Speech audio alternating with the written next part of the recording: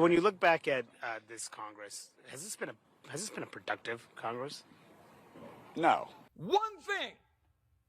I want my Republican colleagues to give me one thing, one, that I can go campaign on and say we did. Our party sucks. I totally feel that way. And guess what? Our voters feel that way. And that means that we're in trouble.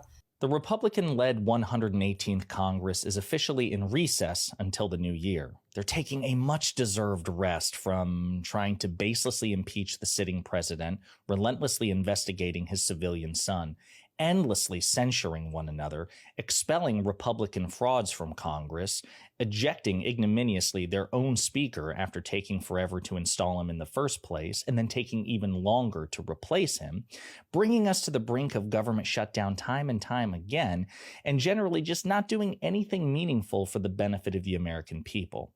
Indeed, as of this moment, the Republican-led 118th Congress is the second least productive Congress in modern history.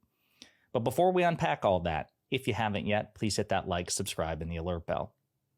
All right, folks, I've got several clips to play. This is a bit of a year in review of the House Republicans' leadership of the House of Representatives. It's a disaster, as you know, but putting facts and figures to it really put it in perspective. So let's play a couple of clips and we'll unpack it together.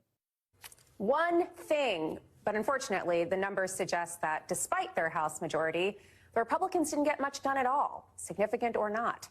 In 2023, the first year of the current House, Congress enacted just 22 bills into law.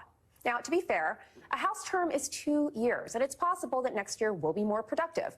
But right now, the current House is lagging embarrassingly behind the previous 2 terms, which saw 365 and 344 bills enacted into law, respectively. Seems that instead of legislating, GOP hardliners spent months threatening shutdowns and a default. But they did manage to set a new record, fighting over who should be Speaker of the House. And that brings me to Kevin McCarthy. He got the gavel promising to, quote, never give up, before losing the gavel and giving up. Absolutely true. He is officially resigned from Congress, so no more Kevin McCarthy, which further shrinks the very narrow Republican House majority. Rachel Maddow goes deeper into the history, talking about putting it in perspective, the one iteration of Congress which is even less productive than this one. But we almost have to grade them on a curve. You guys, we are almost the best ever. We almost have the record. The all-time American record for the least productive year in Congress in the history of the Congress is from when Herbert Hoover was president, the last year of his presidency, 1931 to 1932.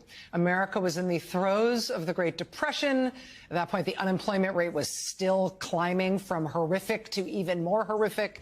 That Congress, from March 1931 to March 1932, passed a grand total of 21 bills that were signed into law over the course of the whole year. That's the lowest of any year in Congress ever.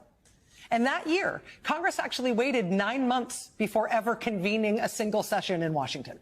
They basically took the first 9 months of the year off. So all 21 of the bills that Congress passed that entire year were passed in just the last 3 months. And that is the record, the nadir, the all-time low in terms of congressional history, just 21 laws passed in a whole year. That's the record. We're so close. This week officially marks the end of this Congress's first full year. The number of bills passed by this Congress and signed into law so far is 22. We're so close, you guys. This Congress has managed to just barely beat the absolute worst record set by any Congress in history. A Congress which, again, only met for 3 months of that year. We are almost as bad as it gets. That's pretty embarrassing, especially as Maddow points out, when you consider the fact that that particular Congress under Herbert Hoover technically only met for 3 months. In 3 months, they managed to almost match a year's worth of legislative activity from this Republican-led conference. It's absolutely, utterly embarrassing.